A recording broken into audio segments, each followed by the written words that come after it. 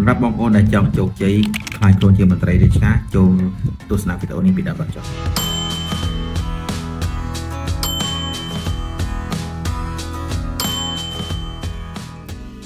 សួស្តីបងប្អូនទាំងអស់គ្នានៅក្នុងវីដេអូនេះខ្ញុំនឹងចែករំលែកជាមួយបងប្អូននៅវិធីសាស្ត្រចំនួន4សម្រាប់បងប្អូនយកទៅពិចារណានិងអនុវត្តបើសិនបងប្អូន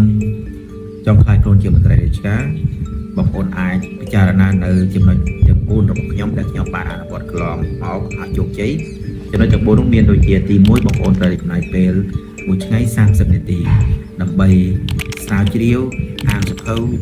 ឬក៏ធ្វើកិច្ចការងារផ្សេងៗដែលទាក់ទងទៅនឹងប្រធានបទដែលបងប្អូនចង់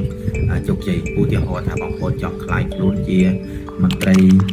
ក្រមការឬក៏មន្ត្រីជាន់ខ្ពស់បងប្អូនត្រូវតែអានសៀវភៅទាក់ទងទៅនឹងរដ្ឋបាលសាធារណៈច្បាប់រដ្ឋធម្មនុញ្ញ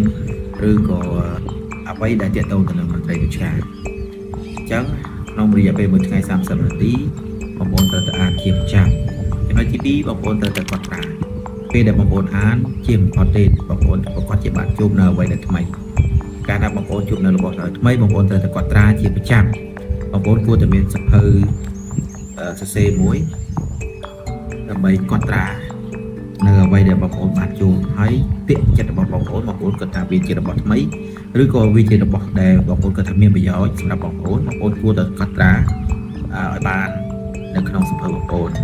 ចំណុចទី3បងប្អូនត្រូវតែរំលឹកនៅអ្វីដែលបងប្អូនបានកត់ត្រាការដែលយើងបានអានហើយបានកត់ត្រាហើយបើក្នុងករណីបងប្អូនមិនបានបើកសៀវភៅមើលឡើងពេកទេមិនយូរមិនឆាប់អ្វីដែលបងប្អូនបានកត់ត្រានោះវានៅក្នុងសៀវភៅទេវានឹងមិនអាចចងចាំនៅក្នុងរូបភាពរបស់បងប្អូនទេអញ្ចឹងការដែលបានអានហើយបានកត់ត្រាហើយបានរំលឹកជាប្រចាំឬក៏ឧស្សាហ៍រំលឹកមួយថ្ងៃពីរថ្ងៃរំលឹកម្ដងវាទោះបីបងប្អូនមិនចាំដូចនៅអ្វីដែលគេនិយាយនៅក្នុងសៀវភៅសុទ្ធសាធតែបងប្អូនអាចនឹងយល់នៅអ្វីដែលគេចង់និយាយទៅកាន់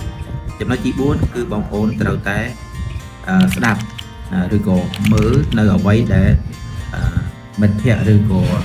អ្នកដែលបានជោគជ័យជាន់មុនគាត់បានចែកលេខបទពិសោធន៍ឧទាហរណ៍តាមរយៈ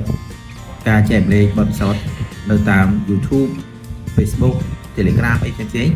បងប្អូនត្រូវតែគួរតែចំណាយពេលវេលា3-4នាទីទៅតាមវីដេអូឬតាមអ្វីដែលគេបានបកចែកលេខហ្នឹងឲ្យបានញឹកញាប់ទៅការដែលយើងបានស្ដាប់បានទស្សនានៅវីដេអូចែកលេខខ្លីៗរបស់បងប្អូនជំនាន់មុនដែលគាត់បានជោគជ័យហើយវាជាផ្នែកមួយនៃការជោគជ័យរបស់បងប្អូននៅថ្ងៃអនាគតដូចគ្នាដែរតែពេលដែលយើងបានស្ដាប់យើងទទួលបានទាំងចំណេះដឹងទាំងបទពិសោធន៍ព្រោះពួកគាត់និយាយទៅតាមបទពិសោធន៍ជាក់ស្ដែងក្នុងវីដេអូខ្ញុំអ្វីដែលខ្ញុំបានលើកមកទាំង4នេះគឺជាអ្វីដែលខ្ញុំបានអនុវត្តកន្លងមកហើយបានជោគជ័យអញ្ចឹងខ្ញុំមានតែ4ចំណុចនេះទេសម្រាប់ចែកជូនបងប្អូននៅក្នុងវីដេអូនេះស្គាល់បងប្អូនអាចពិចារណាយកអនុវត្តទៅឬក៏បងប្អូនមានចំណុចអ្វីបន្ថែមទៀតបងប្អូនអាចខមមិនបានអរគុណជម្រាបលាជួបគ្នាក្នុងវីដេអូបន្ត